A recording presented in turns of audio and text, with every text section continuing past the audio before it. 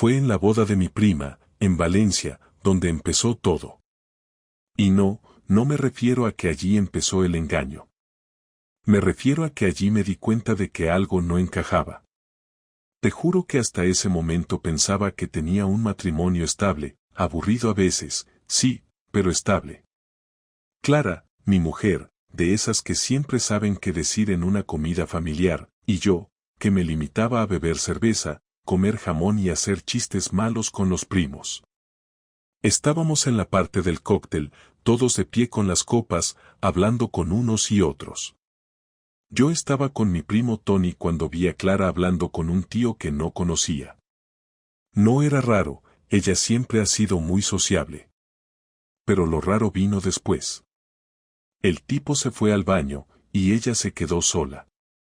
Me acerqué para hacer una de esas apariciones casuales de marido, cuando otro invitado, uno de esos cuñados que habla más de la cuenta, se me acercó y me soltó. ¿Ese no es el que se lió con tu mujer en verano? Te juro que tuve que repetir la frase en mi cabeza 3 veces antes de reaccionar. ¿Cómo? No, nada, olvídalo, dijo riendo. Pensaba que tú ya lo sabías. Lo dijo Laura, que lo había visto en la playa con Clara, muy acaramelados. Pensaba que era algo abierto entre vosotros. Yo no sabía si reírme, golpearle con la copa o salir corriendo. Me quedé mirando a Clara, que justo en ese momento estaba riéndose con una copa de cava en la mano. Tú sabes lo que es ver a tu pareja de años, la madre de tus hijos, reírse con tanta tranquilidad mientras otro te suelta que se la ha estado tirando otro. No dije nada. No monté una escena. Me fui al baño. Cerré la puerta, me miré en el espejo y me quedé allí, sin saber qué hacer. Era como si me hubieran metido una hostia sin manos. Me dolía todo, pero por dentro. Volví a la fiesta y seguí actuando como si nada. Bailé, bebí, sonreí para las fotos. Pero por dentro, ya nada estaba en su sitio. Esa misma noche, mientras dormía, Clara recibió un mensaje. No lo vi, no me hizo falta. Lo escuché. Estábamos en la habitación del hotel, y su móvil vibró. Ella, medio dormida, lo miró, sonrió y volvió a dejarlo. No me preguntes cómo, pero supe que era él. Lo sentí. Fue como si el mensaje me lo hubieran enviado a mí. No dormí. Me quedé tumbado, mirando al techo. Toda la boda, toda la conversación con el cuñado Bocazas, toda la sonrisa de ella, volvían una y otra vez como una película de terror sin sangre, pero con algo peor, traición silenciosa. A la mañana siguiente, ella estaba como si nada. Me preguntó si dormí bien. Yo le dije que sí. ¿Y sabes por qué mentí? Porque necesitaba tiempo. Tiempo para averiguar si era verdad, para entender cómo había llegado hasta ahí sin darme cuenta. Porque si había algo que no soportaba, era ser el último en enterarse. Así empezó mi caída libre. No con un mensaje, ni con una pelea. Empezó con una copa de cava en una boda, y una frase suelta de un idiota que no sabía cerrar la boca. Y lo peor de todo es que, en el fondo, algo dentro de mí ya lo sabía. El viaje de vuelta a Zaragoza fue más largo de lo normal, y no por el tráfico. Clara iba al volante hablando de lo bien que se lo pasó, de lo bonito que había estado el ramo de flores secas, de lo simpáticos que eran los amigos del novio, y yo asentía sin prestar atención, con la cabeza cargada de preguntas. Me costaba mantenerme en la conversación sin parecer un robot. Ella, tranquila, como si todo estuviera en orden, como si no acabáramos de salir de una boda donde alguien me había dicho que se la había follado otro, y además con la naturalidad de quien te cuenta que el postre estaba bueno. No quería mirarla, no porque no pudiera, sino porque sabía que si la miraba demasiado tiempo me iba a estallar la cara de rabia contenida. Me limité a observar el retrovisor, el tráfico, sus manos en el volante, los semáforos, cualquier cosa que no fueran sus ojos. Cuando llegamos a casa, subimos las maletas y cada uno se fue a lo suyo. Ella al baño, yo a la cocina, como si estuviéramos viviendo dos vidas paralelas. Preparé un café y me quedé apoyado en la encimera, mirando el suelo. Estuve ahí, inmóvil, durante un buen rato. Ni siquiera bebí el café. Solo pensaba en el tío ese, en lo que habría pasado en verano, en las veces que Clara me decía que salía con Laura, que iban a la playa, a cenar o a pasar la tarde en casa de una amiga. Todas esas veces que no me cuadraban pero que jamás quise cuestionar, porque confiaba en ella. Porque uno no quiere imaginarse que está viviendo con una persona capaz de mirarte a los ojos después de follarse a otro. Porque el ego, la confianza, la historia compartida, todo eso a veces sirve de venda más que de unión. Me encerré en el despacho con la excusa de revisar unos presupuestos del trabajo. No hice nada. Solo abrí el portátil para mantener la apariencia, pero ni siquiera lo encendí. Necesitaba pensar en frío, organizar lo que sabía, lo que había escuchado, lo que podía comprobar. No podía lanzarme a la piscina sin saber si había agua, porque una cosa era un comentario suelto de un imbécil en una boda y otra muy distinta tener pruebas reales. Pero al mismo tiempo, algo dentro de mí ya sabía que sí. Era esa certeza silenciosa, esa sensación de que no necesitas pruebas para saber que algo ya no está entero. Sin embargo, si iba a hacer algo, tenía que estar seguro, no solo por mí, sino por cómo iba a reaccionar cuando todo estallara. Durante los días siguientes actué con la misma normalidad de siempre, pero por dentro me iba vaciando. Clara se comportaba igual, con sus rutinas, su voz tranquila, su forma de caminar por la casa como si no pasara nada. A veces hablábamos de cosas banales, del trabajo, de la compra, de la casa. Yo le respondía sin ganas, midiendo cada palabra, no porque no supiera qué decir, sino porque ya no tenía claro quién tenía delante. La oportunidad llegó ese jueves. Había quedado con Laura para tomar algo, según me dijo. Era la típica salida que siempre me había parecido inofensiva, pero ahora la miraba con lupa. Aproveché que se arreglaba en la habitación y fui al trastero. Allí, entre herramientas y cajas, tenía una pequeña grabadora digital que usaba en el trabajo para registrar notas. La encendí, comprobé que tenía batería y la escondí en el coche, debajo del asiento del copiloto, apuntando hacia el centro del coche. No soy detective, pero si alguien hablaba en ese vehículo, yo lo iba a escuchar. Esa noche, cuando volvió, venía con la misma energía de siempre, como si hubieran estado de charla ligera. Me saludó con un beso, me preguntó si cenaba algo, se duchó y se fue a la cama. Yo, en cambio, fui al coche, recogí la grabadora y volví al despacho. Cerré la puerta, me puse los auriculares y empecé a escuchar. Los primeros minutos no había nada más que el sonido del motor y algo de música.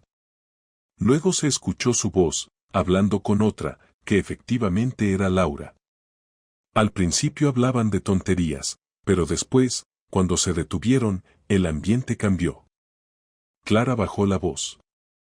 ¿Y tú sigues hablando con Sergio?, preguntó Laura. No, ya no, respondió Clara después de un segundo de silencio. Solo fue en verano, y ya está. No quiero más líos. Ya, pero ¿te arrepientes o lo echas de menos? Silencio. Ni un segundo, ni dos. Varios.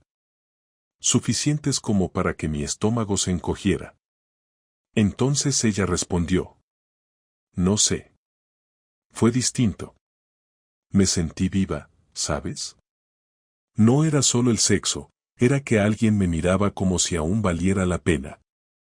Tuve que parar la grabación. Me quité los auriculares y respiré hondo. No grité, no golpeé nada. Solo me quedé ahí, sentado, como si me hubieran vaciado el cuerpo. No sé cuánto tiempo pasó. Cuando volví a poner la grabación, hablaban ya de otras cosas. De planes, de ropa, de gente que no conocía. pero yo ya no escuchaba. Me daba igual todo eso. Lo que tenía que saber ya lo sabía. Clara me había sido infiel. No con cualquiera, sino con alguien que la hacía sentirse viva. Alguien que le daba lo que yo ya no podía darle, al parecer. Y encima se lo había contado a su mejor amiga, como si fuese una anécdota graciosa, una etapa de verano, algo que una mujer casada puede guardar en el cajón de cosas que no hay que contar al marido. Esa noche no dormí. Me metí en la cama, y ella se giró hacia mí como tantas otras veces, con el mismo gesto de rutina, con la misma cara de esposa que ha vivido su día y espera dormir sin sobresaltos.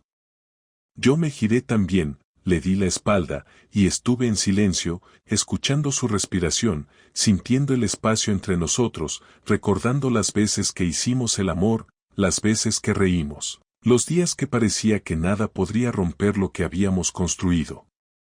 Todo eso ahora valía cero. Era papel quemado. A la mañana siguiente, no le dije nada. Solo me levanté, me duché, preparé el café, y cuando ella bajó a la cocina, le di los buenos días como si nada. Pero ya había tomado una decisión. No podía seguir como si esto fuera un error menor. Ya no se trataba de una infidelidad cualquiera. Se trataba de una traición completa, consciente, emocional. Se trataba de la humillación silenciosa que yo había estado viviendo sin saberlo. Y si ella pensaba que esto iba a quedarse así, estaba muy equivocada. Lo que vendría después no iba a ser bonito, pero iba a ser justo. La mañana en la que decidí enfrentar a Clara empezó como tantas otras, con ella moviéndose por la cocina mientras yo fingía estar revisando correos en el móvil. Aunque en realidad tenía la cabeza completamente concentrada en cada detalle suyo, en cada gesto que hacía sin imaginar que tenía los días contados para seguir mintiendo con la misma facilidad con la que respiraba. Habíamos pasado ya casi una semana desde que escuché la grabadora y cada día sentía como la tensión iba creciendo dentro de mí, como si todo aquello se estuviera acumulando en un rincón de mi cuerpo sin encontrar salida. No quería precipitarme porque sabía que una conversación así, si se hacía sin control, podía derivar en gritos, en reproches inútiles, en ella victimizándose o en mí perdiendo más de lo que ya había perdido. Así que esperé a encontrar el momento adecuado, ese instante en el que uno siente que no puede seguir posponiéndolo ni 5 minutos más. Ese momento llegó un domingo por la tarde, después de comer, cuando ella estaba en el salón ordenando los cojines del sofá y yo estaba cansado de sostener una mentira que no había elegido. Entré en el salón y me quedé de pie, mirándola. No hablé de inmediato porque necesitaba asegurarme de que mi voz no temblara. Ella levantó la vista y me miró con una expresión neutra, como si no tuviera idea del terremoto que estaba a punto de caerle encima. Me preguntó si me pasaba algo porque llevaba días raro, y esa pregunta me cayó como un golpe en el pecho, no por el contenido, sino por la forma mecánica con la que lo dijo. Tenemos que hablar, solté al fin, sin subir el tono, pero con una firmeza que incluso a mí me sorprendió. Clara dejó el cojín en el sofá y se cruzó de brazos. Pude ver en sus ojos ese brillo de alerta que le salía cuando algo no le cuadraba. ¿Sobre qué? Respondió, con un tono que intentaba sonar tranquilo pero que denotaba incomodidad. Me acerqué un poco más, no para intimidarla, sino para que no pudiera evitar la conversación escapando a otra habitación o fingiendo que tenía algo que hacer. Sobre el verano, dije. Sobre Sergio. Sobre lo que hiciste mientras yo estaba trabajando y tú decías que estabas con Laura. Ella se quedó inmóvil, completamente rígida, como si necesitara unos segundos para que el cerebro procesara la frase. No habló. No preguntó quién era Sergio. No hizo falta. Ya lo sabía. Ese silencio fue la confirmación más clara que podía haber recibido. No sé de qué hablas, respondió finalmente, pero sin convicción alguna, como si estuviera diciendo una frase que sabía que no iba a servir para nada. Deja de mentirme, dije, sin levantar la voz. Escuché tu conversación en el coche con Laura, y sé lo que dijiste. Sé lo que hiciste. Y sé que no fue un error puntual, ni algo sin importancia, ni un malentendido. Lo sé porque te escuché decir que te hizo sentir viva y que no sabías si lo echabas de menos. Eso no lo dice una persona que se equivocó, eso lo dice alguien que tomó decisiones conscientes y que pensaba seguir ocultándolas. Ella se llevó una mano a la frente, como si necesitara tiempo para elaborar una versión creíble de lo ocurrido, pero no había ninguna versión que pudiera salvarla. Se sentó en el sofá, respirando hondo, con el gesto de quien empieza a aceptar que el juego se ha terminado. Estás exagerando, dijo al final. Fue algo que pasó en verano, algo que se me fue de las manos, algo que no planeé, y fue solo eso, verano, un error que prefería olvidar porque no quería hacerte daño. No fue solo verano, contesté. Fue engañarme, fue reírte de mí, fue contárselo a tu amiga porque te sentías orgullosa de lo bien que te trataba ese tío, fue venir a casa y hablarme con esa seguridad tuya que yo confundía con naturalidad. Todo eso no es un error, es una decisión que tomaste y repetiste cada vez que me mentiste. Ella abrió la boca para replicar algo, pero volvió a cerrarla. La vi tragar saliva.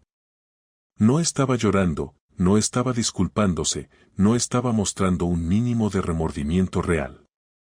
Lo único que mostraba era control del daño, como si quisiera asegurarse de que la caída no fuera demasiado profunda, no porque estuviera arrepentida, sino porque sabía que si yo me enfadaba lo suficiente podría llevarme todo por delante. Si lo que quieres es que te diga que lo siento, te lo digo ahora, contestó. Lo siento. No tendría que haber pasado. Pero tampoco quiero que lo conviertas en un drama exagerado porque no lo es. No destruyas lo que tenemos por algo que fue pasajero. Esas palabras fueron la chispa. No el engaño, no la mentira, no el secreto. Esas palabras. No lo conviertas en un drama. Me pareció lo más ofensivo que podía haber dicho, el tipo de frase que alguien utiliza cuando no siente el daño que ha provocado. La miré fijamente, no con odio, sino con una claridad que me sorprendió. No tienes derecho a pedirme que no haga un drama de algo que tú creaste, respondí. No tienes derecho a decirme cómo debo sentirme por una traición tuya. No tienes derecho a dictar la gravedad que tiene haber roto nuestra confianza. Lo que destruye lo que teníamos no soy yo, eres tú, y lo sabes. Clara apretó la mandíbula. Vi cómo su cara cambiaba, cómo el nerviosismo inicial se transformaba en otra cosa, una mezcla de orgullo y defensa, como si en lugar de asumir estuviera dispuesta a entrar en guerra. Si te lo cuento todo, ¿vas a dejar de atacarme? Preguntó. Porque no pienso aguantar que me hables así como si todo fuera tan sencillo. Claro que no es sencillo, contesté. Por eso quiero la verdad. Pero quiero la verdad entera, no una versión maquillada para quedar mejor. ¿Cuánto duró? ¿Cuántas veces lo viste? ¿Qué querías conseguir con él? ¿Qué te daba? Dímelo todo. Ella bajó la mirada y empezó a hablar, no de inmediato, pero sí con un tono más lento, como si al fin hubiera entendido que ya no podía sostener más mentiras. Me contó que lo conoció en la playa, que empezaron con conversaciones, que después las quedadas se volvieron habituales, que no se acostaron solo una vez, que habían quedado más veces de las que yo imaginaba, que dejó de verse con él no por arrepentimiento, sino porque el tipo empezó a complicarse emocionalmente y ella no quería líos serios. Me contó que nunca pensó en divorciarse ni en dejarme, que aquello le servía para sentirse distinta, que venía a casa y lo dejaba fuera, que no imaginó que yo pudiera enterarme. Mientras hablaba, yo escuchaba cada palabra con una calma que me sorprendía. No era frialdad, era claridad. Cada frase que decía iba completando un rompecabezas que yo ya sabía que tenía las piezas rotas. Era un relato detallado, frío y práctico, contado sin lágrimas ni temblores. No era una confesión, era un informe. Cuando terminó, me quedé sentado frente a ella, en silencio. Ella también calló, como si esperar mi reacción fuera lo más difícil de todo. Ahora ya lo sabes, dijo al fin. No quiero hablar más de esto hoy. Me está cansando. Esa frase fue suficiente para entender que para ella esto era una molestia, algo que quería cerrar lo antes posible para volver a su rutina, a su vida, a su comodidad. Para mí, en cambio, era la confirmación final de que Clara no iba a asumir la gravedad de lo ocurrido. Y ese contraste fue lo que convirtió la rabia en una determinación firme. Pues ahora empieza lo importante, dije. Porque ahora voy a decidir qué hago contigo. Ella se levantó indignada, como si yo fuera el culpable de todo lo que venía después. Salió del salón sin decir nada más y cerró la puerta del dormitorio. Yo me quedé sentado, respirando hondo, sabiendo que el castillo se había derrumbado y que lo que iba a venir después no sería una simple discusión, sino un ajuste de cuentas en toda regla. Y yo no pensaba dar un paso atrás. Después de que Clara se encerrara en el dormitorio, yo me quedé en el salón sintiendo que por fin había llegado a ese punto donde la rabia no te nubla la vista, sino que te ordena las ideas. Ya no estaba confundido, ni triste, ni hundido como la semana anterior cuando escuché la grabación. Ahora estaba completamente claro, en un estado casi calculado, donde cada pensamiento se acomodaba en su sitio sin que yo tuviera que esforzarme. Aquella calma fría me permitió pensar en lo que quería hacer, no desde el dolor, sino desde la necesidad de recuperar mi dignidad. No buscaba agresión física, ni dramatismos, ni escenas de película. Quería un golpe que dejara claro que yo no era el idiota de su historia privada, que no iba a permitir que Clara decidiera la importancia de su traición ni que pusiera en mi boca reacciones que me dejaban como un exagerado. Y tenía claro que la única forma de hacerlo era devolviéndole una parte del mismo desprecio silencioso que ella había tenido hacia mí durante meses. Pasé aquella noche solo en el sofá. No porque no pudiera entrar al dormitorio, sino porque ya no quería compartir nada con ella que no fuera estrictamente necesario. Me desperté temprano, preparé café y me senté frente a la ventana con el ordenador delante. No abrí redes sociales ni correos personales, sino el archivo donde tenía guardadas mis copias de contratos, el seguro de la casa, los justificantes de las cuentas conjuntas y la información relevante del coche que estaba a nombre de ambos. No lo hice con prisa, sino con ese ritmo metódico que uno usa cuando está trabajando. Cada documento que abría me recordaba que durante años yo había sido el que mantenía todas las obligaciones ordenadas, mientras ella podía permitirse vivir la vida sin preocuparse de si había que renovar algo. En cierto modo, eso me ayudó a centrarme. Todo lo que existía en nuestra vida en común, todo lo que era estable, era gracias a mí. Y no pensaba perderlo sin dar una respuesta proporcional. Clara bajó a la cocina a media mañana con la cara hinchada. No sé si había llorado o simplemente no había dormido.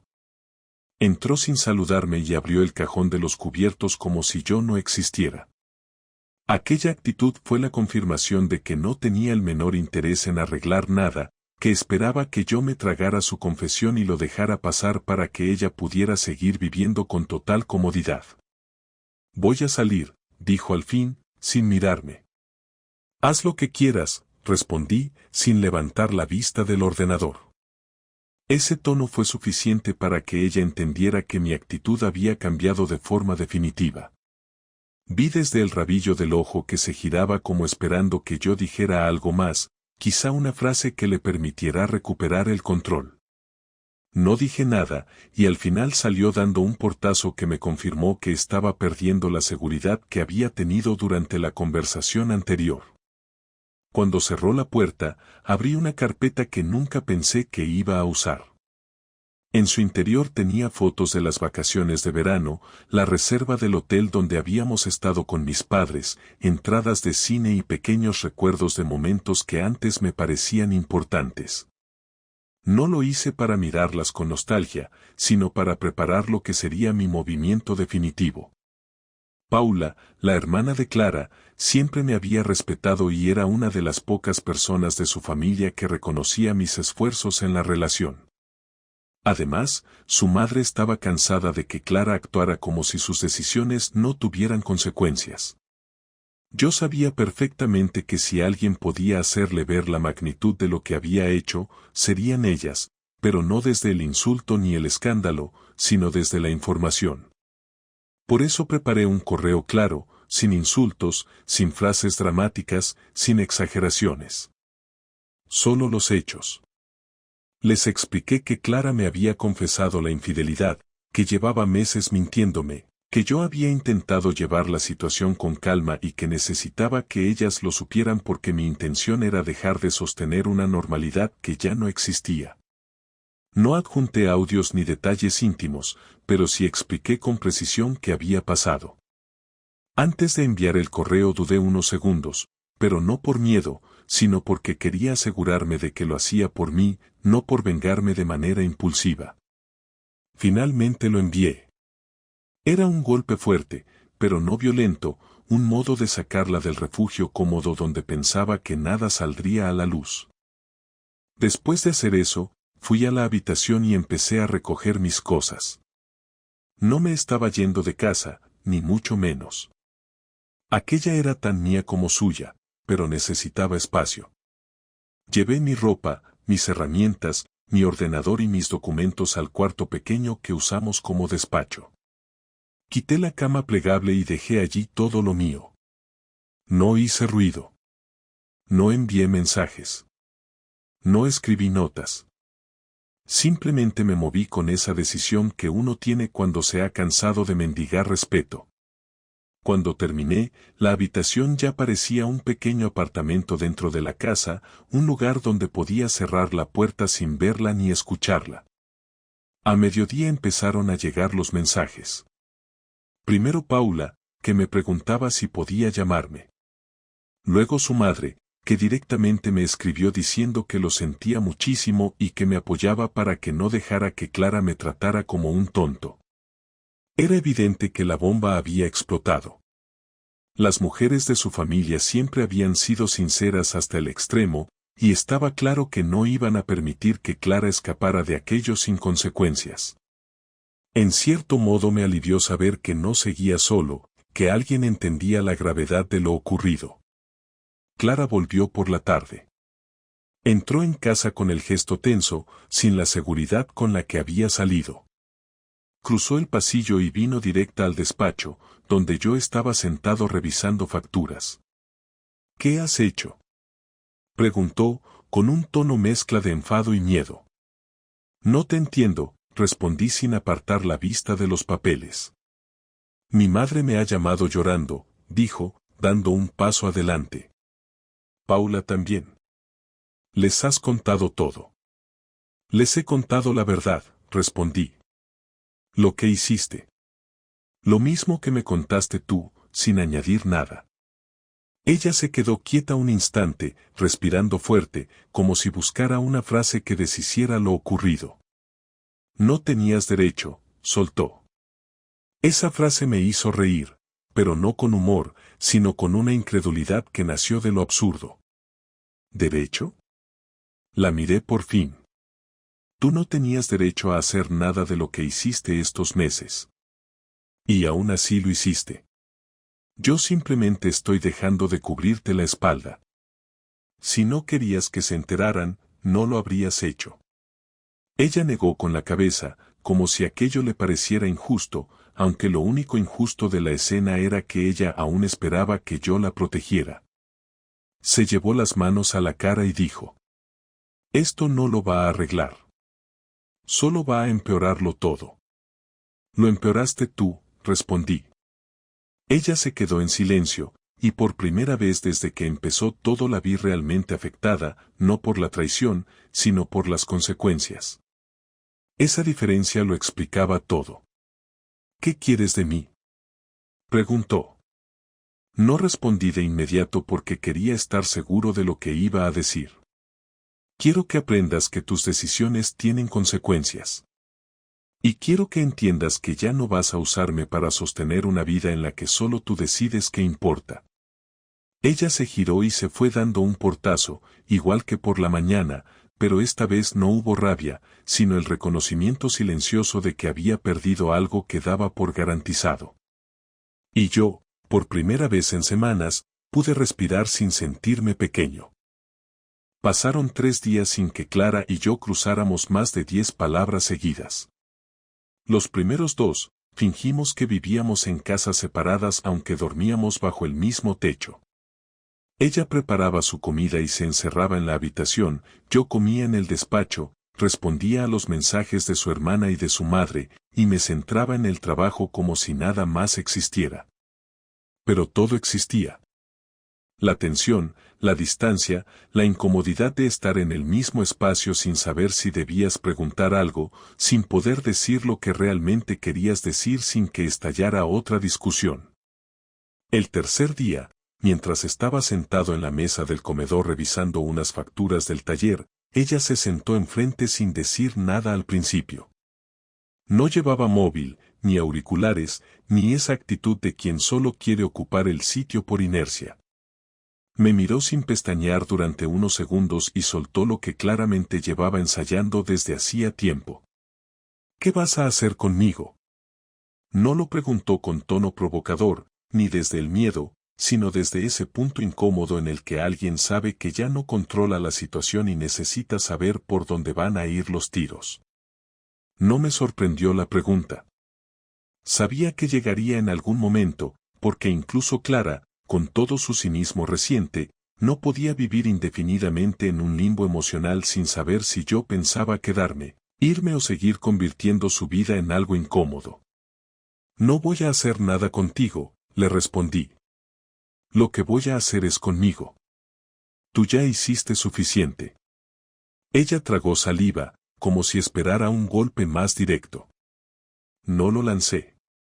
Me limité a dejar las palabras ahí, donde dolían más. Sobre la mesa. A la vista.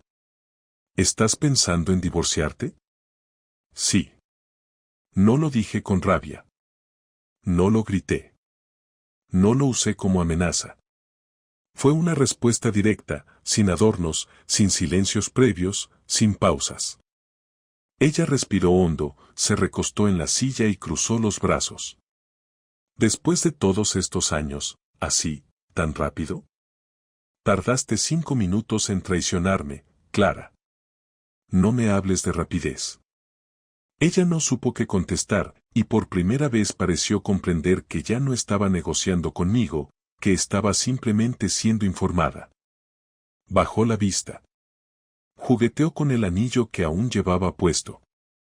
Yo ya me lo había quitado y dejado en el cajón del escritorio. ¿No piensas perdonarme? No quiero perdonarte. No es una cuestión moral. No se trata de eso. Es que no me interesa reconstruir nada con alguien que hizo todo lo posible por destruir lo que teníamos sin siquiera plantearse el daño. Pensé que podríamos superarlo, dijo. Que si te decía la verdad, si no te lo seguía ocultando, quizá podríamos empezar de cero. Tú no me dijiste la verdad para reconstruir nada. Me la dijiste porque sabías que tarde o temprano yo iba a descubrirlo, o porque te cansaste de esconderlo, o porque ya no te servía de nada. No me lo confesaste por empatía. Lo hiciste porque el secreto se volvió una carga. Ella se encogió de hombros. Esa fue su única respuesta. No negó, no explicó, no justificó nada. Lo cual era peor que haberlo intentado. Lo cual era otra forma de decirme que yo tenía razón. ¿Y los papeles? ¿Ya los tienes? Los estoy preparando. El abogado me dijo que si tú estás de acuerdo y no hay disputa por bienes, será rápido. ¿Y si no estoy de acuerdo? Entonces lo haremos largo. Pero lo haremos igual.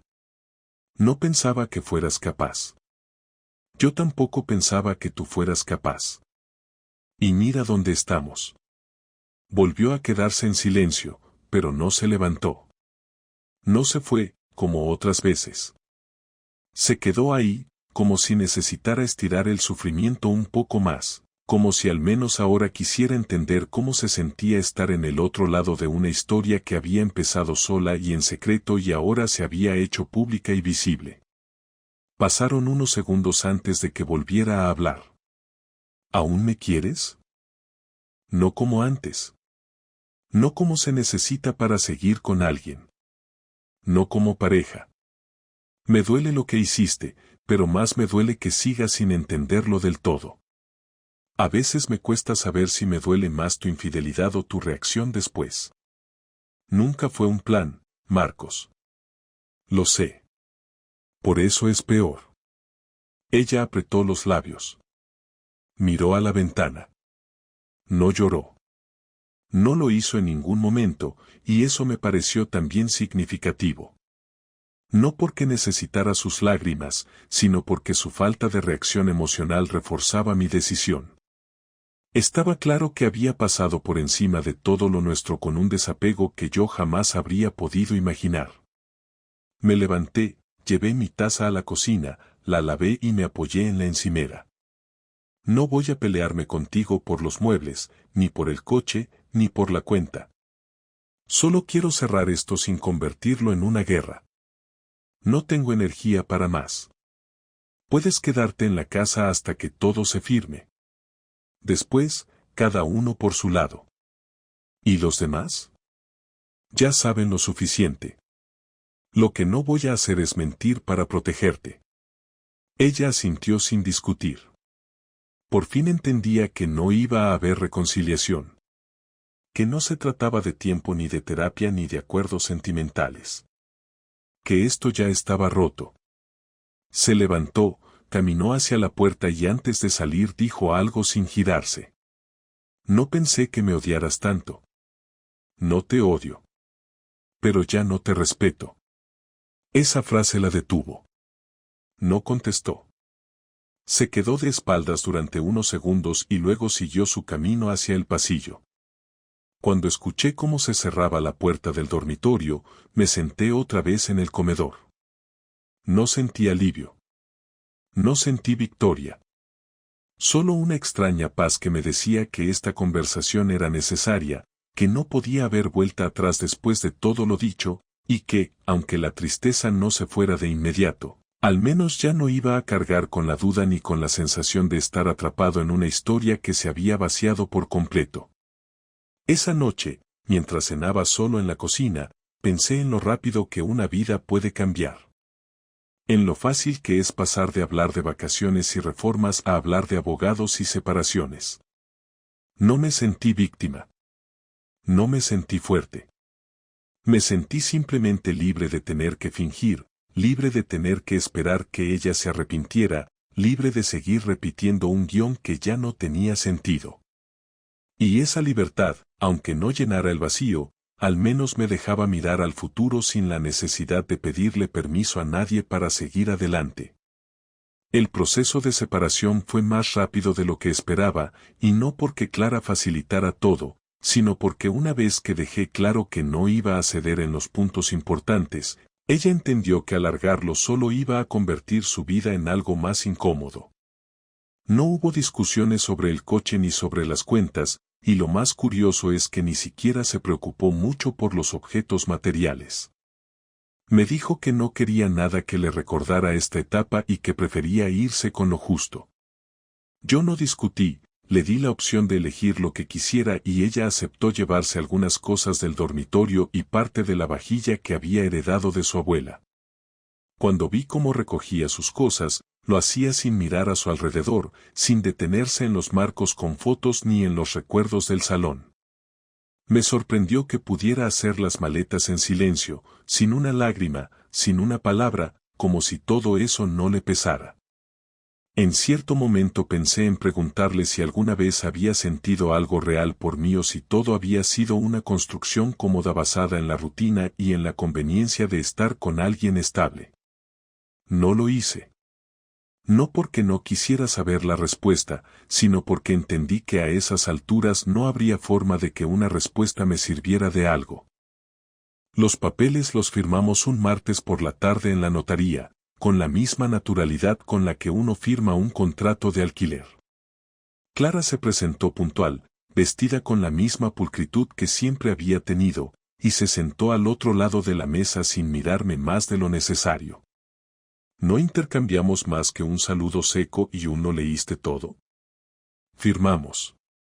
Nos despedimos con un leve asentimiento de cabeza y nos fuimos cada uno por su lado, como si hubiéramos terminado una reunión de trabajo. Cuando salí del edificio, me di cuenta de que no me temblaban las manos ni sentía ese nudo en el estómago que me había acompañado las semanas anteriores. Estaba tranquilo. No feliz, pero sí en paz. Me fui caminando hasta casa como quien vuelve después de haber cerrado una puerta que ya no llevaba a ningún sitio. Esa noche, al llegar, encontré su llave sobre la mesa del comedor. No dejó nota. No dejó mensaje. Solo la llave. Supuse que había pasado por la tarde a recoger sus últimas cosas. Me di cuenta de que el lado derecho del armario ya estaba vacío y que las estanterías de su parte estaban completamente limpias. Me senté en el borde de la cama, observando el hueco que había dejado todo lo suyo, y me pareció adecuado, no triste. Al día siguiente ordené la habitación, no para llenar el espacio, sino para volver a ocuparlo solo. Guardé la otra almohada, cambié la distribución de algunos muebles y me deshice de varias cosas que ya no necesitaba.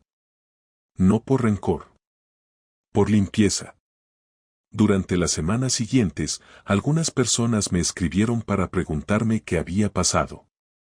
Amigos, familiares, gente que notó la ausencia de Clara en eventos donde solía estar. No di detalles. Me limité a decir que ya no estábamos juntos y que prefería no entrar en explicaciones.